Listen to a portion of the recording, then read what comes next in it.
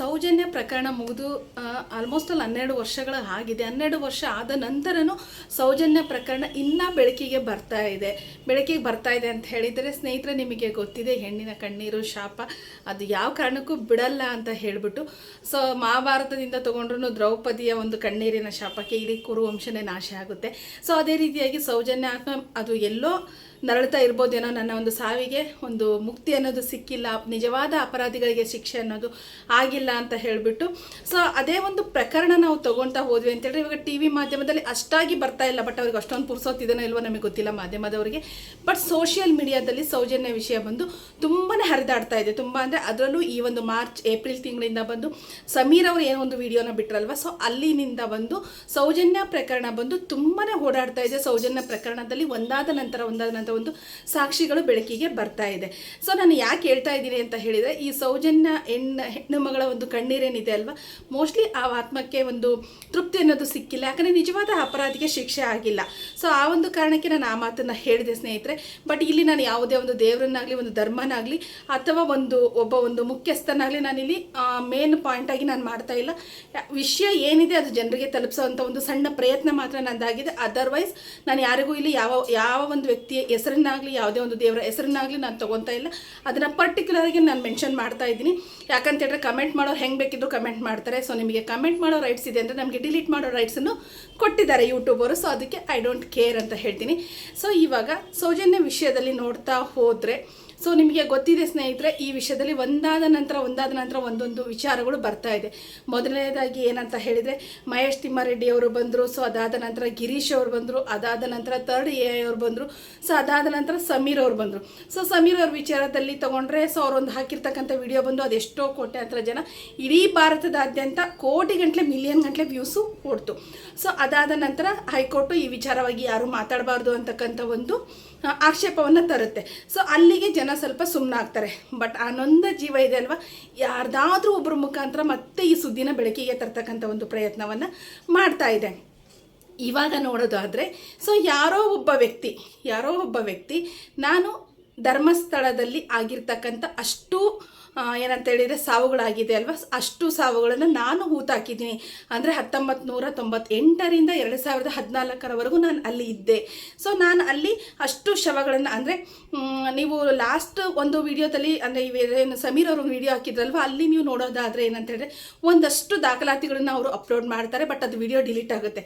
ಅದರಲ್ಲಿ ಸುಮಾರು 1000ಕ್ಕಿಂತ ಹೆಚ್ಚು ಹೆಣಗಳು ಅನಾಥ ಶವಗಳು ಅಂತೇಳ್ಬಿಟ್ಟು ಕೇಸ್ ದಾಖಲಾಗಿರುತ್ತೆ. ಕೆಲವೊಂದು ಕೇಸು ಕೂಡ ಆಗಿಲ್ಲ. ಅನಾಥ ಶವ, ಅದರಲ್ಲಿ ಹೆಸರಿದೆ ಕೆಲವೊಬ್ರದ್ದು ಹೆಸರಿಲ್ಲ, ಕೆಲವೊಬ್ರದ್ದು ಊರು ವಿಳಾಸ ಏನೂ ಇಲ್ಲ.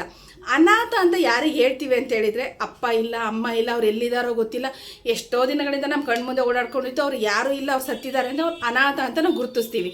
ಬಟ್ ಈ ಒಂದು ಧರ್ಮಸ್ಥಳದಲ್ಲಿ ಮತ್ತೆ ಹೇಳ್ತಾ ಇದ್ದೀನಿ, ನಾನಿಲ್ಲಿ ದೇವರ ಹೆಸರನ್ನಾಗಲಿ ವ್ಯಕ್ತಿಗಳ ಹೆಸರನ್ನ ತೊಗೊತಿಲ್ಲ. ಊರು ಅಂದರೆ ಯಾವುದು? ಧರ್ಮಸ್ಥಳಕ್ಕೆ ಬೇರೆ ಹೆಸರಿಲ್ಲ. ಸೊ ಹಾಗಾಗಿ ಧರ್ಮಸ್ಥಳದಲ್ಲಿ ಏನಂತ ಹೇಳಿದರೆ ಅಷ್ಟು ಜನ ಸತ್ತಿದ್ದಾರೆ. ಸತ್ತಿರೋರಿಗೆ ಯಾರಿಗೂ ಅವ್ರೇನು ಆಕಾಶದಿಂದ ಬಿದ್ದಿಲ್ಲ ಯಾರೂ. ಅದು ಏನಂತ ಹೇಳಿದರೆ ಅನಾಥ ಶವ, ಅನಾಥ ವ್ಯಕ್ತಿ, ಅನಾಥ ಮಹಿಳೆ ಅಂತ ಹೇಳಿದ್ದಾರೆ. ಅದರಲ್ಲಿ ನೋಡೋದಾದರೆ ಪರ್ಟಿಕ್ಯುಲರ್ ಆಗಿ ನಾನಂದರೆ ಓವರಾಲ್ ಇಷ್ಟು ನಾನು ಎಲ್ಲ ವೀಡಿಯೋಸ್ನು ನೋಡಿದ್ದೀನಿ. ಸೊ ಅದ್ರ ಬಗ್ಗೆ ಒಂದಷ್ಟು ವಿಷಯಗಳನ್ನು ಕಲೆ ಹಾಕಿ, ಸೊ ನಿಮ್ಮ ಮುಂದೆ ನಾನು ಈ ಒಂದು ವಿಚಾರನ ಇಡ್ತಾ ಇದ್ದೀನಿ ಅಂತ ಹೇಳಿದರೆ, ಸೊ ಒಂದಷ್ಟು ಮಾಹಿತಿನ ನಾನು ತಿಳ್ಕೊಂಡಿದ್ದೀನಿ. ಸೊ ಅದನ್ನು ನಾನಿಲ್ಲಿ ನಿಮಗೆ ತಿಳಿಸೋ ಒಂದು ಸಣ್ಣ ಪ್ರಯತ್ನವನ್ನು ಮಾಡ್ತಾ ಇದ್ದೀನಿ ಅಷ್ಟೇ. ಸೊ ಇವಾಗ ಅಲ್ಲಿ ಸತ್ತಿರೋರನ್ನ ನೋಡೋದಾದರೆ ಎಲ್ಲರೂ ಬಂದು ಆಲ್ಮೋಸ್ಟ್ ಆಲ್ ಹೆಣ್ಣು ಮಕ್ಕಳು. ಅದರಲ್ಲೂ ಬಂದುಬಿಟ್ಟು ಏನಂತ ಹೇಳಿದರೆ, ಈ ಒಂದು ಕಾಲೇಜ್ ಹುಡುಗಿರಾಗಿರ್ಬೋದು ಅಥವಾ ಹದಿಹರೆಯದ ಹುಡುಗಿರಾಗಿರ್ಬೋದು, ಸೊ ಅವ್ರುಗಳು ಸತ್ತಿದ್ದಾರೆ. ಸೊ ಅವರು ಸತ್ತಿದ್ದಾರೆ ಅಂತ ಹೇಳಿದರೆ, ಆಮೇಲೆ ಮೇನ್ಲಿ ಏನಂತ ಹೇಳಿದರೆ ಒಂದು ನೇತ್ರಾವತಿ ಸ್ನಾನಘಟ್ಟ ಅಂತ ಇದೆ. ಸೊ ನೇತ್ರಾವತಿ ನದಿ, ಸಪೋಸ್ ಸ್ನೇಹಿತರೆ ಇವಾಗ ಯಾರೋ XYZ ಇಬ್ಬರು ವ್ಯಕ್ತಿಗಳು ನದಿಗೆ ಅಟ್ ಎ ಟೈಮ್ ಆರ್ತಾರೆ ಅಂತ ತಿಳ್ಕೊಳ್ರಿ. ನದಿಯ ಒಳಹರಿವು ಯಾವ ರೀತಿ ಇರುತ್ತೆ ಅಂತ ಗೊತ್ತಿಲ್ಲ, ಆ ನೀರು ಎಲ್ಲಿಗೆ ಹೋಗಿ ತಲುಪುತ್ತೆ ಅಂತ ಗೊತ್ತಿರೋದಿಲ್ಲ. ಅವರಿಬ್ಬರೇನು ಕೈ ಕಟ್ಕೊಂಡು ಯಾರೂ ಬೀಳೋರು ಯಾರೂ. ಸೊ ಅಲ್ಲಿ ಏನಾಗುತ್ತೆ, ನೇತ್ರಾವತಿ ಸ್ನಾನಘಟ್ಟದಲ್ಲಿ ಹೆಣಗಳು ಸಿಗುತ್ತೆ. ಹೇಗೆ ಸಿಗುತ್ತೆ? ದಡದ ಬಂದು ತೇಲ್ಕೊಂಡು ಬಿದ್ದಿರೋದೆಲ್ಲ, ದಡದ ಮೇಲ್ಗಡೆ ಹೆಣಗಳು ಸಿಗುತ್ತೆ. ಆ ಎರಡೂ ಹೆಣಗಳು ಒಟ್ಟೊಟ್ಟಿಗೆ ಹೇಗೆ ಸಿಗುತ್ತೆ? ಇಲ್ಲಿ ಏನಂತ ಹೇಳಿದರೆ, ಅವರು ಹೇಳಿದ್ದು ತಪ್ಪು, ಇವ್ರು ಹೇಳಿದ್ದು ತಪ್ಪು ಅಂತಲ್ಲ, ಸಾಮಾನ್ಯವಾಗಿ ಕುತ್ಕೊಂಡು ಯೋಚನೆ ಮಾಡಿ ಇದೆಲ್ಲನೂ ಏನಂತ ಹೇಳಿ ಇದೆಲ್ಲ ಸಾಕ್ಷ್ಯಾಧಾರಗಳು ಇವನ್ ಸ್ಟೇಷನ್ಗಳಲ್ಲೂ ಕೂಡ ಇದೆ.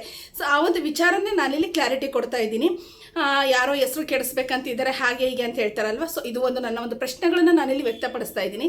ಸೊ ನದಿಯ ಒಳಹರಿವು ಹೇಗಿರುತ್ತೆ ಅಂತ ಗೊತ್ತಿಲ್ಲದಲೆ ಸತ್ತಿರ್ತಕ್ಕಂಥ ವ್ಯಕ್ತಿಗಳು ಬಂದು ಹೇಗೆ ದಡದಲ್ಲಿ ಇಬ್ಬರು ಒಟ್ಟೊಟ್ಟಿಗೆ ಸಿಗ್ತಾರೆ. ಸೊ ಇದು ಕ್ವಶನ್ ಆಬ್ವಿಯಸ್ಲಿ ಬಂದೇ ಬರುತ್ತೆ. ಸೊ ಇದು ಒಂದು ಮೇನ್ ಕ್ವಶನ್. ಆದರೆ ಸೊ ಅಲ್ಲಿ ಸತ್ತಿರ್ತಕ್ಕಂಥವ್ರು ಯಾರೂ ಒಂದು ಮುಂಚೆ ಅದು ಏನಾಗಬೇಕಂತ ಹೇಳಿದರೆ, ಯಾರೇ ಒಂದು ವ್ಯಕ್ತಿ ಅಲ್ಲಿ ಸತ್ತಿದ್ದಾರೆ, ಈ ಒಂದು ಸಿಟಿ ಲಿಮಿಟಲ್ಲಿ ಸತ್ತಿದ್ದಾರೆ ಅಂದರೆ ಆ ಒಂದು ಮಹಾನಗರ ಪಾಲಿಕೆಗೆ, ಆ ಒಂದು ಸ್ಟೇಷನ್ಗೆ ಕಂಪ್ಲೇಂಟ್ ಆಗುತ್ತೆ, ಅದು ಪೇಪರ್ ಪಬ್ಲಿಷ್ ಮಾಡ್ತಾರೆ, ಈ ಥರದ ಒಂದು ಹೆಣ ಸಿಕ್ಕಿದೆ, ಇದಕ್ಕೆ ಸಂಬಂಧಪಟ್ಟವ್ರು ಬರ್ರಿ ಅಂತ ಹೇಳಿಬಿಟ್ಟು ಸೊ ಅದನ್ನು ಲೋಕಲಿ ಎಲ್ಲರಿಗೂ ಹೇಳ್ತಾರೆ. ಸೊ ಆ ಒಂದು ರೀತಿಯ ಒಂದು ಪ್ರಕ್ರಿಯೆ ಆಗೋದು ನನಗೆ ಗೊತ್ತಿರೋದು. ಬಟ್ ಇಲ್ಲಿ ಸತ್ತಿರ್ತಕ್ಕಂಥವ್ರದ್ದು ಎಷ್ಟೋ ಜನದ್ದು ಕೇಸ್ಗಳಾಗಿಲ್ಲ, ಮತ್ತು ಅಲ್ಲಿ ಗ್ರಾಮ ಪಂಚಾಯತಿಗಳಲ್ಲಿ ರೆಕಾರ್ಡ್ಸ್ ಇಲ್ಲ, ಆಮೇಲೆ ಕಂಪ್ಲೇಂಟ್ಗಳು ಆಗಿಲ್ಲ. ಸೊ ಇವ್ರು ಹೆಂಗೆ ಅನಾಥ ಶವ ಅಂತ ಹೀಗೆ ಅದನ್ನು ಹೇಳ್ತಾರೆ? ಅನಾಥರು ಅಂತ ಯಾರೂ ಇಲ್ಲದೆ ಇರೋರು, ಈವನ್ ಕಾಲೇಜಿಗೆ ಸೇರಿರ್ತಕ್ಕಂಥ ಹೆಣ್ಣುಮಕ್ಳನ್ನು ಅನಾಥರು ಅಂತ ಪ್ರೂವ್ ಮಾಡಿದ್ದಾರೆ. ಅದು ಹೇಗೆ ಪ್ರೂವ್ ಆಗುತ್ತೆ ಅನಾಥರು ಅಂತ ಹೇಳಿಬಿಟ್ಟು? ಸೊ ಇಷ್ಟೆಲ್ಲ ಪ್ರಶ್ನೆಗಳಿರುತ್ತೆ. ಇಲ್ಲಿ ಹೇಳ್ತಾರೆ ಯಾರೋ ಜಾತಿ ಧರ್ಮದ ವಿಚಾರವಾಗಿ ಮಾತಾಡ್ತಾರೆ, ಸುಮ್ಮನೆ ಹೆಸರನ್ನ ಕೆಡಿಸ್ಬೇಕು. ಸರಿ, ಯಾರ ಹೆಸರನ್ನ ಯಾರೂ ಕೆಡಿಸೋಕೆ ಬಂದಿಲ್ಲ. ಇಲ್ಲಿ ಕೇಳ್ತಾ ಇರೋದೇನು, ಸೌಜನ್ಯಗೆ ನ್ಯಾಯ ಸಿಗಬೇಕು. ಸರಿ, ಸೌಜನ್ಯ ವಿಚಾರನೆ ಮಾತಾಡೋದಾದರೆ, ಸೊ ಸೌಜನ್ಯಗೆ ಏನು ಒಂದು ಬಲಾತ್ಕಾರವನ್ನು ಮಾಡಿ ಅವಳನ್ನು ಹತ್ಯೆಗೈದಿರ್ತಾರಲ್ವ. ಸೊ ಆ ಒಂದು ಸಂದರ್ಭದಲ್ಲಿ ಆ ಒಂದು ವ್ಯಕ್ತಿಗೆ ಒಂದು ಡಿಸೀಜ್ ಇರುತ್ತೆ. ಸೊ ಆ ಡಿಸೀಜ್ ಇರ್ತಕ್ಕಂಥ ವ್ಯಕ್ತಿ ಯಾವುದೇ ರೀತಿಯ ಫಿಸಿಕಲ್ ಮೂಮೆಂಟ್ಸನ್ನು ಮಾಡೋಂಗಿರೋದಿಲ್ಲ. ಇದು ಗೂಗಲಲ್ಲಿ ಸರ್ಚ್ ಮಾಡ್ಕೋಬೋದು. ಸೊ ಹಾಗಿದ್ದಾಗ ಬಟ್ ಅದನ್ನೇ ಇನ್ನೊಬ್ಬರು ಹೇಳ್ತಾರೆ, ಬಟ್ ಅವರು ಆ ವ್ಯಕ್ತಿಗೆ ಆ ಒಂದು ಡಿಸೀಸಸ್ ಇದ್ರೂ ಅವರು ಫಿಸಿಕಲ್ ಮೂಮೆಂಟ್ಸನ್ನು ಮಾಡ್ಬೋದು ಅಂತ ಹೇಳ್ತಾರೆ. ಬಟ್ ಅದನ್ನು ಆಮೇಲೆ ಇನ್ನೊಂದು ವಿಚಾರ ನೋಡೋದಾದರೆ, ಸೌಜನ್ಯ ಕೊಲೆ ಆದಾಗ ಧರ್ಮಸ್ಥಳದಲ್ಲಿ ಆಲ್ಮೋಸ್ಟ್ CCTV, ಪ್ಯಾರಾಸೋನಿಕ್ CCTV 360 ಡಿಗ್ರೀಸ್ ಇದರಲ್ಲಿ ವರ್ಕ್ ಮಾಡ್ತಕ್ಕಂಥ ಒಂದು CCTVಗಳು ಅಲ್ಲಿ ಇತ್ತು. ಬಟ್ ಪೊಲೀಸ್ನವರು ಸಾಮಾನ್ಯವಾಗಿ ಯಾರ್ದೋ ಒಂದು ಕೊಲೆ ಆಗಿದೆ ಅಂತ ಹೇಳಿದರೆ ಅವರು ಸಾಕ್ಷ್ಯಾಧಾರಗಳನ್ನು ಯಾವ ರೀತಿಯಾಗಿ ಕಲೆ ಹಾಕ್ತಾರೆ? ಅಲ್ಲಿ ಒಂದು ಇಂಚಿಂಚು ಒಂದು ಏನೋ ಬಿದ್ದಿದೆ, ಒಂದು ಚಿಕ್ಕ ಒಂದು ಸ್ಕ್ರೂ ಬಿದ್ದಿದೆ ಅಂದ್ರೂ ತೊಗೊತಾರೆ. But CCTV ಫುಟೇಜನ್ನು ತೊಗೊಂಡಿಲ್ಲ. ಯಾಕೆ ತೊಗೊಂಡಿಲ್ಲ? ಇದ್ರದ್ದೆಲ್ಲ ವೀಡಿಯೋಸ್ ಇದ್ದಾವೆ, ನೀವು ಚೆಕ್ ಮಾಡ್ಕೋಬೋದು, ನಾನು ಇಲ್ಲದೇ ಇರೋದೇನು ಹೇಳ್ತಾ ಇಲ್ಲ. ಸೊ ಯಾಕೆ ತೊಗೊಂಡಿಲ್ಲ ಅಂತ ಅವ್ರು ನೋಡೋದಾದರೆ, ಇಲ್ಲ ನಮಗೆ ಲೈವ್ ಪ್ರೂಫ್ ಅಂದರೆ ನಿಜವಾದ ವ್ಯಕ್ತಿ ನಾನು ಮಾಡಿದ್ದೀನಿ ಅಂತ ಒಪ್ಕೊಂಡಿದ್ದಾನಲ್ಲ, ಅದರ ಅವಶ್ಯಕತೆ ಇರಲಿಲ್ಲ ಅಂತ ಹೇಳ್ತಾರೆ. ಇದು ಹೇಗೆ ಸಾಧ್ಯ? ಎಲ್ಲ ಸಾಕ್ಷಿಗಳನ್ನು ತಗೊಂಡು ಅದರಲ್ಲಿ ಅವರು ಯಾವ್ದು ಬೇಕು ಯಾವ್ದು ಬೇಡ ತಾಳೆ ಹಾಕಿ ನೋಡಿದಾಗ ಸೊ ಅವರಿಗೆ ಇದು ಬೇಕು ಇದು ಬೇಡ ಅನ್ನೋದನ್ನ ಡಿಸಿಷನ್ ಮಾಡ್ತಾರೆ. ಆ ವ್ಯಕ್ತಿ ಹೌದಾ ಅಲ್ವಾ ಗೊತ್ತಿಲ್ಲ, ನಾನೇ ವಾಲಂಟ್ರಿ ಆಗಿ ಹೋಗ್ಬಿಟ್ಟು ನಾನು ಕೊಲೆ ಮಾಡಿದ್ದೀನಿ ಅಂತ ಯಾರೋ ಒಬ್ಬ ವ್ಯಕ್ತಿ ಹೇಳ್ತಾ ಇದ್ದಾರೆ ಅಂತ ಅವರ ಮಾತನ್ನು ಇವರು ಹೇಗೆ ನಂಬ್ತಾರೆ? ಸೊ ಇಷ್ಟೆಲ್ಲ ಕ್ವಶನ್ಸ್ ಬರುತ್ತೆ. ಸೊ ನಾನು ಇದನ್ನು ಎತ್ಕೊಂಡು ಮಾತಾಡ್ತಾ ಇದ್ದೀನಿ, ಇಲ್ಲಿ ಯಾರದೇ ಹೆಸರನ್ನ ತರ್ತಾ ಇಲ್ಲ, ಪದೇ ಪದೇ ಹೇಳ್ತಾ ಇದ್ದೀನಿ. ಸೊ ಇದು ತುಂಬ ಜನಕ್ಕೆ ಇದು ಡೌಟ್ ಬರ್ತಕ್ಕಂಥದ್ದು ಆಗಿದೆ. ಸೊ ಇವಾಗ ಈ ಒಂದು ಥರ್ಡ್ ಪರ್ಸನ್ ಏನಿದ್ದಾರಲ್ವ, ನಾನು ಅಷ್ಟು ಹೆಣಗಳನ್ನು ಊತಾಕಿದ್ದೀನಿ ಅಂತ ಹೇಳ್ತಾ ಇದ್ದಾರಲ್ವ, ಆ ಒಂದು ವ್ಯಕ್ತಿಯ ಹಿನ್ನೆಲೆ ನೋಡೋದಾದರೆ, ಸೊ ಆ ಒಂದು ವ್ಯಕ್ತಿ ಬಂದು ಧರ್ಮಸ್ಥಳದಲ್ಲಿ ನೇತ್ರಾವತಿ ನದಿಯ ಸ್ನಾನಘಟ್ಟದಲ್ಲಿ ಅವನು ಶುಚಿಗೊಳಿಸುವಂಥ ಅಂದರೆ ಕ್ಲೀನ್ ಮಾಡುವಂಥ ಒಂದು ಕೆಲಸವನ್ನು ಅವನು ಮಾಡ್ತಾ ಇರ್ತಾನೆ ಆ ವ್ಯಕ್ತಿ. ಬಟ್ ಅವನು ಪೊಲೀಸ್ನವರಿಗೆ ಬಂದು ಸರೆಂಡರ್ ಆಗೋದಕ್ಕಿಂತ ಮುಂಚೆ ಒಂದಷ್ಟು ಅವನು ಅನಕ್ಷರಸ್ಥ ಆಗಿರ್ತಾನೆ, ಅವನು ಓದು ಬರಹವನ್ನು ಕಂಡಿರೋದಿಲ್ಲ. ಅವನೇನು ಮಾಡ್ತಾನೆ, ಇದೆಲ್ಲ ವಿಚಾರಗಳು ಆದ ನಂತರ ಅವನು 2014ರಲ್ಲಿ ಅಲ್ಲಿಂದ ಹೋಗಿರ್ತಾನೆ, ಅವನು ಬೇರೆ ಎಲ್ಲೋ ಇರ್ತಾನೆ, ಎಲ್ಲಿರ್ತಾನೆ ಅಂತಕ್ಕಂಥ ಮಾಹಿತಿ ಯಾರಿಗೂ ಸಿಗೋದಿಲ್ಲ.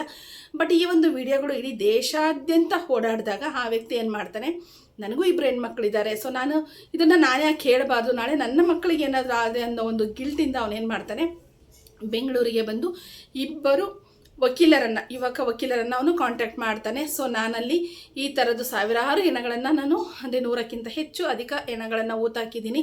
ಸೊ ಅದಕ್ಕೆ ಯಾವುದೂ ಸಾಕ್ಷ್ಯಾಧಾರಗಳಿಲ್ಲ, ಅದನ್ನು ಸ್ಮಶಾನದಲ್ಲಿ ಊತಾಕಬೇಕು. ಅನಾಥ ಹೆಣ ಅಂದ್ರೂ ಒಂದು ಸ್ಮಶಾನ ಅನ್ನೋದಿರುತ್ತೆ, ಅಲ್ಲಿ ಊತಾಕಬೇಕು. ಕಾಡಲ್ಲೆಲ್ಲ ಹೋದೆ ಊತಾಕಿದೆ, ಎಲ್ಲೋ ಹೋದೆ ನಾನು ಬಿಸಾಡಿದೆ ಅನ್ನೋ ಒಂದು ಪ್ರೊಸೀಜರ್ ಇವತ್ತರೆಗೂ ನನಗೆ ಗೊತ್ತಿರೋ ಪ್ರಕಾರ ಎಲ್ಲೂ ಇಲ್ಲ. ಬಟ್ ಆ ವ್ಯಕ್ತಿ ಹೇಳಿರೋ ಪ್ರಕಾರ ಅಷ್ಟು ಹೆಣಗಳನ್ನು ಕಾಡಿನಲ್ಲಿ ಅಲ್ಲಿ ಇಲ್ಲಿ ನಾವು ಊತಾಕಿದ್ದೀವಿ, ಹೆಣ ಒಂದು ಕಡೆ ಊತಾಕಿದ್ದೀವಿ, ಅವರ ವಸ್ತುಗಳನ್ನು ಒಂದು ಕಡೆ ಊತಾಕಿದ್ದೀವಿ. ಸೊ ನಾನು ಅದನ್ನು ತೋರಿಸಬಲ್ಲೆ ಅಂತ ಹೇಳಿಬಿಟ್ಟು 2 ಲಾಯರ್ ಬಳಿ ಬಂದು ಆ ವ್ಯಕ್ತಿ ಇದು ನಡೆದಿರ್ತಕ್ಕಂಥ ಎಲ್ಲ ವಿಚಾರವನ್ನು ಹೇಳ್ತಾನೆ. ಬಟ್ ಅವನು ಒಂದು ಕಂಡೀಷನನ್ನು ಮಾಡ್ತಾನೆ. ಸೊ ಇಲ್ಲಿ ಪ್ರಭಾವಿ ವ್ಯಕ್ತಿಗಳು ಇರೋದ್ರಿಂದ ನನ್ನ ಹೆಸರಾಗಲಿ ನಾನು ಯಾರು ಅನ್ನೋದಾಗಲಿ ಇದರ ಒಂದು ಹಿನ್ನೆಲೆಯನ್ನು ಗೌಪ್ಯವಾಗಿಡಬೇಕು, ಯಾವುದೇ ರೀತಿಯಾಗಿಯೂ ಪ್ರಸ್ತಾಪವನ್ನು ಎಲ್ಲೂ ಮಾಡಿಕೊಡೋದು, ನನ್ನ ಜೀವಕ್ಕೆ ನನ್ನ ಕುಟುಂಬಕ್ಕೆ ತೊಂದರೆ ಆಗುತ್ತೆ. ಸೊ ನನಗೆ ಒಂದು ಸೆಕ್ಯೂರಿಟಿಯನ್ನು ನೀವು ಕೊಡೋದಾದರೆ ನಾನು ಮುಂದೆ ಬಂದು ಸಾಕ್ಷಿಯನ್ನು ಹೇಳಲಿಕ್ಕೆ ನಾನು ತಯಾರಿದ್ದೀನಿ ಅಂತಕ್ಕಂಥ ಒಂದು ಮಾಹಿತಿಯನ್ನು ಆ ಒಂದು ವ್ಯಕ್ತಿ ನೀಡ್ತಾನೆ. ಸೊ ಅದು ವ್ಯಕ್ತಿಯ ಒಂದು ಒಂದು ಏನಂತ ಹೇಳಿದರೆ ಹೆಸರು, ವಿಳಾಸ ಅಥವಾ ಅವನ ಊರವನು ಯಾರು ಅನ್ನೋದನ್ನು ಗೌಪ್ಯವಾಗಿ ಇಡಬೇಕು ಅಂತ ಹೇಳಿಬಿಟ್ಟು CRPC ಸೆಕ್ಷನ್ 164 ಅಡಿಯಲ್ಲಿ ಕಾನೂನು ಏನಂತ ಹೇಳಿದರೆ ಕಾನೂನು ಕ್ರಿಮಿನಲ್ ಕಾಯ್ದೆಯ ಅಡಿಯಲ್ಲಿ ಆ ಒಂದು ವ್ಯಕ್ತಿಯ ಒಂದು ಏನಂತ ಹೇಳಿದ್ರೆ ಸ್ಟೇಟ್ಮೆಂಟನ್ನು ಆ ಒಂದು ಲಾಯರ್ಗಳು ತಗೊಂಡು ಅಲ್ಲಿಂದ ಅವರು ಬೆಳ್ತಂಗಡಿ ಸ್ಟೇಷನ್ಗೆ ಕಳಿಸಿಕೊಡ್ತಾರೆ. ಸೊ ಇದು ಏನಂತ ಹೇಳಿದರೆ ಆ ವ್ಯಕ್ತಿಗೆ ಆದಷ್ಟು ಸೆಕ್ಯೂರಿಟಿಯನ್ನು ಕೊಡಬೇಕು. ಆ ವ್ಯಕ್ತಿಯ ಹೆಸರು, ವಿಳಾಸ ಏನನ್ನೂ ಕೂಡ ಬಹಿರಂಗ ಪಡಿಸ್ತಕ್ಕಂಥದ್ದು ಇರೋದಿಲ್ಲ. ಸೊ CRPC ಸೆಕ್ಷನ್ 164 ಅಂತ ಹೇಳಿದರೆ ಆ ಒಂದು ವ್ಯಕ್ತಿ ಏನಿದಾರಲ್ವ ಅವನು ಕೊಟ್ಟಿರ್ತಕ್ಕಂಥ ಸ್ಟೇಟ್ಮೆಂಟಿಗೆ ಅವನು ಬದ್ಧನಾಗಿರಬೇಕು. ಅವನನ್ನು ಕೋರ್ಟಿಗೆ ಕರ್ಕೊಂಡು ಹೋಗ್ತಾರಲ್ವ, ಕರ್ಕೊಂಡು ಹೋದಾಗ ಸೊ ಅಲ್ಲಿ ಕೋರ್ಟಲ್ಲಿ ಏನಾಗುತ್ತೆ ಅಂತ ಹೇಳಿದರೆ ಅಲ್ಲಿ ಜಡ್ಜ್ ಇರ್ತಾರೆ, ಟೈಪಿಸ್ಟ್ ಇರ್ತಾರೆ, ಬಾಕಿ ಉಳಿದಿರೋರ್ನೆಲ್ಲರನ್ನೂ ಹೊರಗಡೆ ಕಳಿಸಿರ್ತಾರೆ. ಅವ್ನು ಹೇಳ್ತಿರೋದೆಲ್ಲ ರೆಕಾರ್ಡಿಂಗ್ ಆಗ್ತಾ ಇರುತ್ತೆ. ಬಟ್ ಅಲ್ಲಿ ಆ ವ್ಯಕ್ತಿ ಕೊಡ್ತಕ್ಕಂಥ ಸ್ಟೇಟ್ಮೆಂಟಲ್ಲಿ ಜಡ್ಜ್ ಅವನಿಗೆ ಕೇಳ್ತಾರೆ, ನಿನಗೆ ಯಾರಾದರೂ ಫೋರ್ಸಬಲಿ ಈ ಒಂದು ಸ್ಟೇಟ್ಮೆಂಟನ್ನು ಕೊಡ್ತಾ ಇದೆಯಾ ಅಥವಾ ನಿನ್ನ ಒಂದು ಸ್ವ ಇಚ್ಛೆಯಿಂದ ನೀನು ನಿಜವಾಗ್ಲೂ ಮಾಡಿರ್ತಕ್ಕಂಥ ಕೃತ್ಯಗಳನ್ನು ಇಲ್ಲಿ ಹೇಳ್ತಾ ಇದೆಯಾ ಅಂತ ಹೇಳ್ತಾರೆ. ಸೊ ಅವಾಗ ಅವನು ಇಲ್ಲ ಎಲ್ಲ ಸರಿ ಇದೆ, ನನ್ನ ಸ್ವ ಇಚ್ಛೆಯಿಂದ ನಾನು ಕೊಡ್ತಾ ಇದ್ದೀನಿ ಅಂತ ಹೇಳಿದಾಗ ಸೊ ಅವನು ಅದೇ ಮಾತಿಗೆ ಇರಬೇಕು. ಅಕಸ್ಮಾತ್ ಇಲ್ಲ ಅವನೇನಾದರೂ ಮಾತನ್ನು ಚೇಂಜ್ ಮಾಡ್ದ, ವರ್ಡನ್ನು ಚೇಂಜ್ ಮಾಡ್ದ ಅಂತ ಹೇಳಿದ್ರೆ ಅವನಿಗೂ ಸಹ ಶಿಕ್ಷೆ ಆಗೋವಂಥ ಒಂದು ಸಾಧ್ಯತೆಗಳು ಇರುತ್ತೆ ಈ ಒಂದು ಸೆಕ್ಷನ್ನಲ್ಲಿ. ಗೊತ್ತಾಯ್ತಲ್ವ, ಸೆಕ್ಷನ್ 164 ಸೊ ಆ ಒಂದು ಸಾಧ್ಯತೆಗಳು ಸಹ ಇರುತ್ತೆ. ಸೊ ಆ ಒಂದು ಬೇಸ್ ಮೇಲೆ ಅವನ ಒಂದು ತನಿಖೆಯನ್ನು ಸ್ಟಾರ್ಟ್ ಮಾಡ್ತಾರೆ. ಬಟ್ ಆ ವ್ಯಕ್ತಿ ಬರಬೇಕಾದ್ರೆ ಅವನು ಹಾಗೆ ಬಂದಿರೋದಿಲ್ಲ ಸ್ನೇಹಿತರೆ. ಅವನು ಏನಂತ ಹೇಳಿದ್ರೆ ಒಂದು ಬ್ಯಾಗಲ್ಲಿ ಒಂದು ಅಸ್ಥಿಪಂಜರನ ತೊಗೊಂಬಂದಿರ್ತಾನೆ. ಯಾಕಂದ್ರೆ ಅವ್ನು ಮಾತ್ರ ನಂಬೇಕಲ್ವ. ಸೊ ಒಂದು ಅಸ್ಥಿಪಂಜರವನ್ನು ತೊಗೊಂಬಂದಿರ್ತಾನೆ, ಅದು ಅವನೆಲ್ಲ ಊತಾಕಿರೋದನ್ನು ಹೋಗ್ಬಿಟ್ಟು ತೊಗೊಂಡು ಬಂದಿರ್ತಾನೆ. ಬಟ್ ಅದು ತನಿಖೆ ತುಂಬ ಅಸಲಿ ಆಟ ಇವಾಗ ಶುರುವಾಗುತ್ತೆ. ಅಂದರೆ ಏನಂತ ಹೇಳಿದ್ರೆ ಬೆಳ್ತಂಗಡಿ ಪೊಲೀಸರೇನಿದಾರಲ್ವ ಸೊ ಅವರು ಬಂದು ಆ ಒಂದು ಅಸ್ಥಿಪಂಜರ ಎಲ್ಲಿ ಊತಾಕಿದ್ರು ಆ ಒಂದು ಜಾಗನ ಮಾಜೂರು ಸ್ಪಾಟ್ ವೆರಿಫಿಕೇಷನ್ ಅಂತ ಹೇಳ್ತಾರಲ್ವ. ಸೊ ಅದನ್ನು ಸ್ಪಾಟ್ ವೆರಿಫಿಕೇಷನ್ ಮಾಡಬೇಕಾಗುತ್ತೆ. ಇದೆಲ್ಲ ತುಂಬ ಚುರುಕಾಗಿರಬೇಕು. ಯಾಕಂತ ಹೇಳಿದರೆ ಇಲ್ಲಿ ಸ್ವಲ್ಪ ತಡ ಆದ್ರೂ ಅಂದರೆ ಸಾಕ್ಷ್ಯನಾಶಕ್ಕೆ ತುಂಬ ಸಮಯ ಇರುತ್ತೆ. ಯಾಕಂತೇಳಿದ್ರೆ ಆ ವ್ಯಕ್ತಿ ಅಟ್ ಪ್ರೆಸೆಂಟ್ ಆ ಊರಲ್ಲಿಲ್ಲ, ಊರು ಬಿಟ್ಟೋಗಿ ಸುಮಾರಷ್ಟು ವರ್ಷಗಳಾಗಿದೆ. ಅಂದರೆ ಸೌಜನ್ಯ ಕೊಲೆ ಆದ ನಂತರ ಆ ವ್ಯಕ್ತಿ ಆ ಊರನ್ನು ಬಿಟ್ಟಿರೋದಾಗಿದೆ. ಸೊ ಅಲ್ಲಿಂದ ಇಲ್ಲಿವರೆಗೂ ಲೆಕ್ಕ ಆಗಿದ್ರೆ ಸುಮಾರು ವರ್ಷಗಳಾಗಿದೆ. ಸೊ ಇವಾಗ ಏನಾದರೂ ಆ ವ್ಯಕ್ತಿ ಯಾರು ಅಥವಾ ಹೆಣ ಊದಿರ್ತಕ್ಕಂಥ ಪ್ರದೇಶ ಅದೆಲ್ಲ ಗೊತ್ತಾದರೆ ಸಾಕ್ಷ್ಯನಾಶಕ್ಕೆ ತುಂಬ ಸಮಯ ಸಿಗುತ್ತೆ. ಆದರೆ ಇಲ್ಲಿ ಏನು ಮಾಡ್ತಾರೆ, ತುಂಬ ಚುರುಕಾಗಿ ಒಂದು ಪ್ರಕ್ರಿಯೆಯನ್ನು ಮಾಡಬೇಕಾಗುತ್ತೆ. ಸೊ ಇಲ್ಲಿ ಏನಪ್ಪ ಅಂತ ಹೇಳಿದರೆ ಮೊದಲನೇದಾಗಿ ಆ ಒಂದು ಅಸ್ಥಿಪಂಜರವನ್ನು ವಶಕ್ಕೆ ತಗೊತಾರೆ, ಅದನ್ನು FSLಗೆ ಕಳಿಸ್ಕೊಡ್ತಾರೆ. ಸೊ ಅಲ್ಲಿ FSL ಅವ್ರು ಏನು ಮಾಡ್ತಾರೆ ಅಂತ ಹೇಳಿದರೆ ಆ ಒಂದು ಅಸ್ಥಿಪಂಜರವನ್ನು ಅವರು ಪರಿಶೀಲನೆ ಮಾಡ್ತಾರೆ. ಆ್ಯಸ್ ಆಫ್ ಮೈ ನಾಲೆಡ್ಜ್ ನಾನು ಇಲ್ಲಿ ಹೇಳ್ತಾ ಇದ್ದೀನಿ. ಸೊ ಅವ್ರು ಯಾವ ರೀತಿ ಪರಿಶೀಲನೆ ಮಾಡ್ತಾರೆ ಅಂತ ಹೇಳಿದರೆ ಇದು ಸಾವಾಗಿ ಎಷ್ಟು ವರ್ಷ ಆಗಿದೆ, ಈ ಸಾವಾದಾಗ ವ್ಯಕ್ತಿಗೆ ಏಜ್ ಎಷ್ಟಿತ್ತು, ಇವ್ರು ಯಾವ ರೀತಿ ಸಾವಪ್ಪಿದ್ದಾರೆ, ಸೊ ಇವ್ರಿಗೆ ಏನಾದರೂ ಇಂಜುರೀಸ್ ಆಗಿದ್ದನ, ಇಲ್ಲ ಇವ್ರು ಯಾರಾದರೂ ಕೊಲೆ ಮಾಡಿದ್ದಾರೆ ಇದು ಅಥವಾ ಇವರೇ ಆತ್ಮಹತ್ಯೆ ಮಾಡ್ಕೊಂಡಿದ್ದಾರೆ. ಪ್ರತಿಯೊಂದು ತನಿಖಾ ವೇಳೆಯಲ್ಲಿ ಪ್ರತಿಯೊಂದೂ ಬೆರಳಚ್ಚುದಾರರು ಇರ್ತಾರೆ, ಪ್ರತಿಯೊಂದೂ ಪ್ರೊಸೀಜರ್ ನಡೆದೋಗುತ್ತೆ ಇದು. ಸೊ ಬಟ್ ಇದು ತುಂಬ ಫಾಸ್ಟಾಗಿ ಆಗಬೇಕು ಈ ಒಂದು ಪ್ರಕ್ರಿಯೆ. ಅವರು ಒಂದು ನಿಮಿಷ ಒಂದು ತಡವಾಗಿ ಮಾಡಿದ್ರೂ ಅಲ್ಲಿ ಸಾಕ್ಷ್ಯನಾಶಕ್ಕೆ ತುಂಬ ಸಮಯ ಸಿಗುತ್ತೆ. FSL ಆಗಿರ್ಬೋದು ಅಥವಾ ಬೆರಳಚ್ಚುದಾರರಾಗಿರ್ಬೋದು ಇದನ್ನು ಈ ಒಂದು ವಿಚಾರದಲ್ಲಿ ನೆಗ್ಲೆಕ್ಟ್ ಮಾಡೋವಂಥದ್ದು ಇರೋದಿಲ್ಲ. ತುಂಬ ಏನಂತೇಳಿ ತುಂಬ ಕ್ವಿಕ್ಕಾಗಿ ಈ ಒಂದು ಪ್ರೊಸೀಜರ್ನ ಮಾಡಬೇಕಾಗುತ್ತೆ. ಯಾಕಂತೇಳಿದರೆ ಆಮೇಲೆ ಆ ವ್ಯಕ್ತಿಯನ್ನು ಅಷ್ಟೇ ಎಷ್ಟು ಗೌಪ್ಯವಾಗಿ ಇಡಬೇಕು ಅಂತ ಹೇಳಿದರೆ ಅಷ್ಟು ಕಾನೂನು ಫೆಸಿಲಿಟಿ ಮುಖಾಂತರನೇ ಅವ್ರನ್ನ ಏನಂತೇಳಿದ್ರೆ ಆ ವ್ಯಕ್ತಿಯನ್ನು ನೀವು ನೋಡ್ತಿರ್ಬೋದು. ಅವರು ಕೋರ್ಟಿಗೆ ಬಂದಾಗ ಫುಲ್ ಕಪ್ಪು ಬಟ್ಟೆಯನ್ನು ಧರಿಸ್ಬಿಟ್ಟು ಕಣ್ಣು ಮಾತ್ರ ಕಾಣ್ತಾ ಇತ್ತು, ಆ ರೀತಿಯಾಗಿ ಕರ್ಕೊಂಡು ಬಂದಿದ್ದಾರೆ. ಸೊ ಆ ಒಂದು ವ್ಯಕ್ತಿಯನ್ನು ಆ ರೀತಿ ಕರ್ಕೊಂಡು ಬಂದಿದ್ದಾರೆ, ಅವ್ರು ಸ್ಟೇಟ್ಮೆಂಟ್ ಕೊಡ್ತಾ ಇದ್ದಾರೆ ಅಂತ ಹೇಳಿದರೆ ಸರ್ಕಾರನೂ ಅದೇ ಒಂದು ಕಾನೂನು ಕೂಡ ಅಷ್ಟೇ ಫಾಸ್ಟಾಗಿ ಈ ಒಂದು ವಿಚಾರದಲ್ಲಿ ವರ್ಕ್ ಮಾಡಬೇಕಾಗುತ್ತೆ. ಆ ಒಂದು ವ್ಯಕ್ತಿಯನ್ನು ಕೋರ್ಟಿಗೆ ಹಾಜರುಪಡಿಸಿ ಈ ಒಂದು ಸ್ಪಾಟ್ ವೆರಿಫಿಕೇಷನ್ ಮಾಡುವಂಥ ಸಂದರ್ಭದಲ್ಲಿ 2098ರಿಂದ 2014 ಒಳಗೆ ಅಂದರೆ ತುಂಬ ವರ್ಷಗಳಾಗಿರುತ್ತೆ. ಬಟ್ ಆ ವ್ಯಕ್ತಿ ತುಂಬ ಆತ್ಮವಿಶ್ವಾಸದಲ್ಲಿದ್ದಾನೆ. ನಾನು ಯಾವ ಜಾಗದಲ್ಲಿ ನಾನು ಹೆಣವನ್ನು ಊತಿಟ್ಟಿದ್ದೀನಿ, ನನಗೆ ಅದನ್ನು ಸ್ಪಷ್ಟವಾಗಿ ನೆನಪಿದೆ, ನಾನು ಅದನ್ನು ತೋರಿಸಬಲ್ಲೆ ಅಂತ ಹೇಳ್ಬಿಟ್ಟು ಅವನು ಒಂದು ಆತ್ಮವಿಶ್ವಾಸದಲ್ಲಿ ಇರೋದ್ರಿಂದ ಸೊ ಅಲ್ಲಿ ಸ್ಪಾಟ್ ವೆರಿಫಿಕೇಷನ್ನ ಮಾಡ್ತಾರೆ. ಸ್ಪಾಟ್ ವೆರಿಫಿಕೇಷನ್ ಮಾಡಿದಾಗ ಅಲ್ಲಿ ತುಂಬ ತನಿಖೆಗಳನ್ನು ಮಾಡಿದಾಗ ಕೆಲವೊಂದಷ್ಟು ವಿಚಾರಗಳು ಹೊರಗಡೆ ಬರಬಹುದು. ಬಟ್ ಇಲ್ಲಿಂದ ಇನ್ನು ಆಟ ಶುರುವಾಗುತ್ತೆ. ನಿಜವಾಗ್ಲೂ ಸೌಜನ್ಯಾಗೆ ಏನಾದರೂ ನ್ಯಾಯ ಸಿಗಬೇಕಂತಿದ್ರೆ ಸೊ ಇವಾಗಿಂದ ಆಟ ಶುರುವಾಗುತ್ತೆ. ನಾನು ಜಸ್ಟ್ ಈಗ ತಾನೇ ನೋಡಿರ್ತಕ್ಕಂಥ ಒಂದು ನ್ಯೂಸಲ್ಲಿ ಡಾಕ್ಟರ್ ಸೌಜನ್ಯ ವಿಚಾರದಲ್ಲಿ ಡಾಕ್ಟರ್ ಸಹ ಎಡವಟ್ಟು ಮಾಡಿದ್ದಾರೆ ಅಂತಕ್ಕಂಥ ಒಂದು ಮಾಹಿತಿ ಬಂದಿದೆ. ಗೊತ್ತಿಲ್ಲ ಇದರಲ್ಲಿ ಯಾರು ತಪ್ಪು ಯಾರು ಸರಿ ಅಂತ ಹೇಳ್ಬಿಟ್ಟು ನಾವು ಯಾರನ್ನು ಜಡ್ಜ್ ಮಾಡೋಕ್ಕಾಗಲ್ಲ. ನಮಗೆ ಗೊತ್ತಿರ್ತಕ್ಕಂಥ ವಿಚಾರಗಳನ್ನು ನಾವಿಲ್ಲಿ ಶೇರ್ ಮಾಡ್ಬೋದೇ ಬಿಟ್ಟರೆ ಇಲ್ಲಿ ಇವರೇ ತಪ್ಪು ಇವರೇ ಸರಿ ಅಂತ ನಾವು ಜಡ್ಜ್ ಮಾಡಲಿಕ್ಕೆ ನಾವು ಬಂದಿಲ್ಲ. ಬಟ್ ಹೆಣ್ಣು ಮಗಳು ಸತ್ತಿದ್ದಾಳೆ ನಿಜ, ಬಟ್ ಅವಳದು ಏನಂತ ಹೇಳಿದರೆ ಅದಕ್ಕಿಂತ ಹಿಂದೆನೂ ತುಂಬ ಜನ ಸತ್ತಿದ್ದಾರೆ. ಸತ್ತಿರೋರ ಮನೆಗಳಿಗೆಲ್ಲ ಏನೇನು ನರಕ ದರ್ಶನಗಳಾಗಿದ್ದಾವೆ, ಅವರು ಕೇಸ್ಗಳೆಲ್ಲ ಹೇಗೆ ಕ್ಲೋಸ್ ಆಗಿದೆ ಅನ್ನೋದನ್ನು ನೆನೆಸ್ಕೊಂಡ್ರೆ ಆ ಒಂದು ಅಪರಿಚಿತ ವ್ಯಕ್ತಿ ಕೊಟ್ಟಿರ್ತಕ್ಕಂಥ ಒಂದು ದೂರುಗಳಲ್ಲಿ ಅದೊಂದು 6ರಿಂದ 8 ಪೇಜ್ ಇದೆ. ಸೊ ಅದನ್ನು ಓದ್ತಾ ಹೋದರೆ ಗೊತ್ತಾಗುತ್ತೆ ಯಾವ ರೀತಿಯಾಗಿ ಅವರು ಎಷ್ಟು ಕ್ರೂರ ಮನಸ್ಸಿನಿಂದ ಹೆಣ್ಣು ಮಕ್ಕಳನ್ನು ಅವರು ಹತ್ಯೆ ಮಾಡಿದ್ದಾರೆ, ಆಮೇಲೆ ಹೆಣ್ಣು ಮಕ್ಕಳ ಮೇಲೆ ಅವರು ಅತ್ಯಾಚಾರವನ್ನು ಎಸಗಿದ್ದಾರೆ. ಇದೆಲ್ಲನೂ ನೋಡ್ತಾ ಹೋದರೆ ನಿಜವಾಗ್ಲೂ ಪ್ರತಿಯೊಬ್ಬರಿಗೂ ರಕ್ತ ಕುದಿಬೇಕು, ಆ ರೀತಿ ಆಗುತ್ತೆ. ಬಟ್ ಇಲ್ಲೇನಂತ ಹೇಳ್ತಾರೆ, ಧರ್ಮ ಅದು ಇದು ದೇವರು ಅಂತ ಹೇಳ್ತಾರೆ. ಖಂಡಿತವಾಗ್ಲಿಲ್ಲ. ಧರ್ಮಸ್ಥಳ ಅನ್ನೋದು ದೇವರ ಹೆಸರಲ್ಲ, ಧರ್ಮಸ್ಥಳ ಅನ್ನೋದು ಊರಿನ ಹೆಸರಿದೆ. ಸೊ ನಾವು ನಿಮ್ದು ಯಾವ ಊರು ಅಂತ ಕೇಳಿದ್ರೆ ನಾವು ಬೆಂಗಳೂರಲ್ಲಿ ಇಂಥ ಒಂದು ಕೃತ್ಯ ನಡೆದಿದೆ ಅಂತ ಹೇಳ್ತೀವಿ. ಬಟ್ ಬಿಟ್ಟರೆ ಏರಿಯಾದಲ್ಲಿರೋ ದೇವರ ಹೆಸರನ್ನ ತೊಗೊಂಡು ಯಾರು ಹೇಳೋದಿಲ್ಲ. ಇಲ್ಲಿ ಮಂಜುನಾಥ ಸ್ವಾಮಿಯ ಕೃಪೆ ಇರೋದ್ರಿಂದನೇ ಇವತ್ತು ಸೌಜನ್ಯ ವಿಚಾರ ಇಷ್ಟು ವರ್ಷಗಳು ಕಳೆದರೂ ಮರಳಿ ಅದು ಮತ್ತೆ ಒಬ್ಬರಾದ ನಂತರ ಒಬ್ಬರ ಬಾಯಲ್ಲಿ ಬರ್ತಾ ಇದೆ, ಇನ್ನೂ ಕೆದಕ್ತಾ ಇದ್ದಾರೆ. ಬಟ್ ಇವಾಗ ಅದು ಒಬ್ಬರ ಆಳ್ವಿಕೆ ಬಂದು 12 ವರ್ಷ ಅಂತ ಹೇಳ್ತಾರೆ ನನಗೆ ಗೊತ್ತಿರೋ ಪ್ರಕಾರ. ಸೌಜನ್ಯ ತೀರ್ಕೊಂಡು ಸುಮಾರು ಅಷ್ಟೇ ವರ್ಷಗಳಾಗಿದೆ. ಸೊ ಇವಾಗ ಆ ಒಂದು ಹುಡುಗಿಯ ಆತ್ಮಕ್ಕೆ ಒಂದು ತೃಪ್ತಿ ಸಿಗೋವಂಥ ಕಾಲ ಹತ್ರ ಬಂದಿದೆ ಅಂತ ನಾನು ಅಂದ್ಕೊಂಡಿದ್ದೀನಿ. ಸುಮಾರಷ್ಟು ವಿಡಿಯೋ ಕ್ರಿಯೇಟರ್ಸ್ ಇದ್ರ ಬಗ್ಗೆ ಎಲ್ಲ ವೀಡಿಯೋಸ್ನ ಮಾಡ್ತಾ ಇದ್ದಾರೆ. ಇದ್ರ ಬಗ್ಗೆ ಏನಂತ ಹೇಳಿದರೆ ನ್ಯಾಯ ಸಿಗಬೇಕು ಅಂತ ಹೋರಾಡ್ತಾ ಇದ್ದಾರೆ. ಬಟ್ ನಮ್ಮ ಟಿ ವಿ ಮಾಧ್ಯಮದವರು ಅಷ್ಟಾಗಿ ತೋರಿಸ್ತಾ ಇಲ್ಲ, ಯಾಕಂದರೆ ಅವ್ರಿಗೆ ಇದು ಬೇಡವಾಗಿರೋ ವಿಚಾರವಾಗಿದೆ. ಸೊ ಅಷ್ಟಾಗಿ ಟಿ ವಿ ಮಾಧ್ಯಮದಲ್ಲಿ ಇದು ಬರ್ತಾ ಇಲ್ಲ. ಬಟ್ ಸೋಷಿಯಲ್ ಮೀಡಿಯಾದಲ್ಲಿ ನಾವು ಓಪನ್ ಮಾಡಿದರೆ ಈ ಒಂದು ವಿಚಾರ ತುಂಬಾ ಬರ್ತಾ ಇದೆ, ತುಂಬಾ ಹರಿದಾಡ್ತಾ ಇದೆ. ಯಾಕಂದರೆ ಹೆಣ್ಣು ಮಗು ಅಲ್ಲಿ ಸತ್ತಿರೋದು ಯಾರ್ದೋ ಮನೇದು ಆಗಿರ್ಬೋದು. ಬಟ್ ನಮ್ಮ ಮನೇಲೂ ಹೆಣ್ಮಕ್ಳಿದ್ದಾರೆ, ನಾವು ಹೆಣ್ಮಕ್ಳಿದ್ದೀವಿ. ಸೊ ಅದಕ್ಕೆ ನ್ಯಾಯ ಸಿಗಬೇಕು ಅಂತ ಎಲ್ಲರೂ ಹೊಡೆದಾಡ್ತಿದ್ದಾರೆ. ಬಿಟ್ಟರೆ ಯಾರನ್ನೋ ಇಲ್ಲಿ ದೂಷಿತರನ್ನಾಗಿ ಮಾಡಬೇಕು, ಇಲ್ಲ ಯಾವುದೋ ಒಂದು ಧರ್ಮವನ್ನು ನಾವು ಇಟ್ಕೊಂಡು ಮಾತಾಡಬೇಕು, ಯಾವುದೋ ಒಂದು ವ್ಯಕ್ತಿಯನ್ನು ಇಟ್ಕೊಂಡು ಮಾತಾಡಬೇಕು ಅನ್ನೋ ದೃಷ್ಟಿಯಿಂದ ಯಾರನ್ನೂ ಇಲ್ಲಿವರೆಗೂ ಯಾವ ವಿಡಿಯೋ ಕ್ರಿಯೇಟರ್ಸ್ ಆಗಿರ್ಬೋದು ಅಥವಾ ಯೂಟ್ಯೂಬರ್ಸ್ ಆಗಿರ್ಬೋದು ಯಾರನ್ನೂ ಮಾತಾಡಿಲ್ಲ. ಆ ಹೆಣ್ಣು ಮಗುವಿಗೆ ನ್ಯಾಯ ಸಿಗಬೇಕು ಅಂತ ಮಾತಾಡ್ತಿದ್ದಾರೆ. ಅದನ್ನು ಮಧ್ಯದಲ್ಲಿ ಕಡ್ಡಿ ಅಲ್ಲಾಡ್ಸೋರೇನಿದ್ದಾರಲ್ವ, ಅಯ್ಯೋ ಅವ್ರು ಹಿಂಗೆ ಇವ್ರು ಹಿಂಗೆ, ಅದೇ ಕಮೆಂಟನ್ನು ನೀವು ಸೌಜನ್ಯ ನ್ಯಾಯ ಸಿಗಬೇಕು ಅಂತ ಹಾಕ್ರಿ.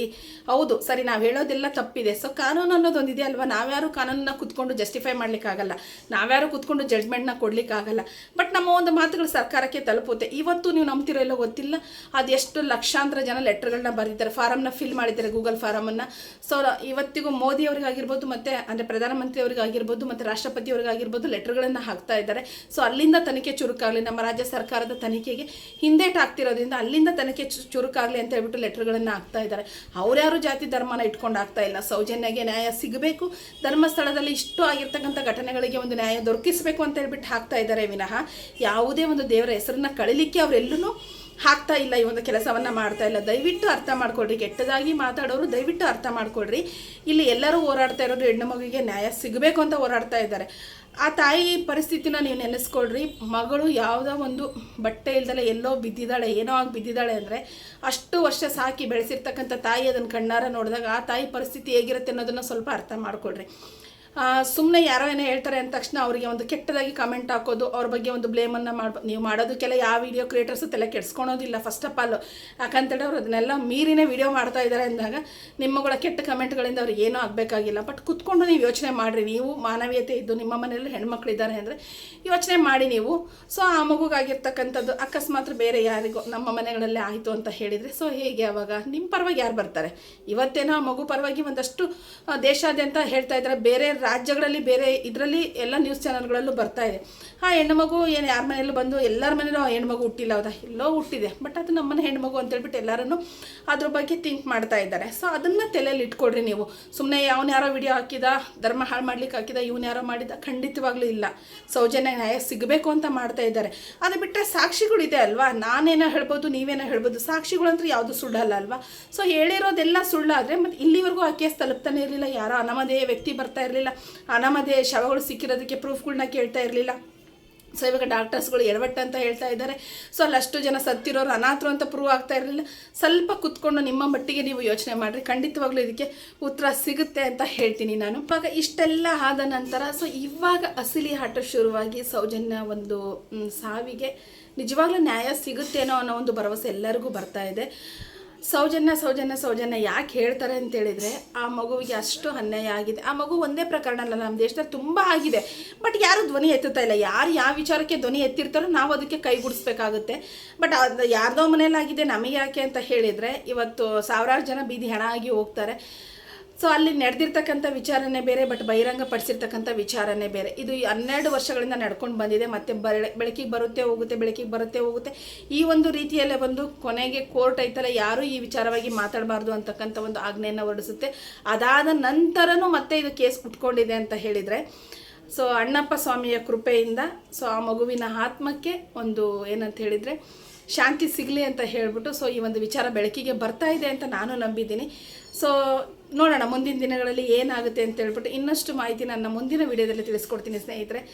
ಸೊ ಪ್ರೇ ಮಾಡೋಣ, ಸೌಜನ್ಯಗೆ ನ್ಯಾಯ ಸಿಗಲಿ ಅಂತ ಹೇಳ್ಬಿಟ್ಟು ಎಲ್ಲರೂ ಪ್ರೇ ಮಾಡೋಣ. ಹೋಪ್ ಯಾರೆಲ್ಲ ಈ ಒಂದು ವಿಡಿಯೋ ನೋಡಿದ್ರು ಪ್ಲೀಸ್ ಸಬ್ಸ್ಕ್ರೈಬ್ ಮಾಡಿ, ಲೈಕ್ ಮಾಡಿ, ಕಮೆಂಟ್ ಮಾಡೋದನ್ನು ಮರಿಬೇಡಿ ಅಂತ ಹೇಳ್ತೀನಿ. ಥ್ಯಾಂಕ್ ಯು ಎಲ್ಲರಿಗೂ.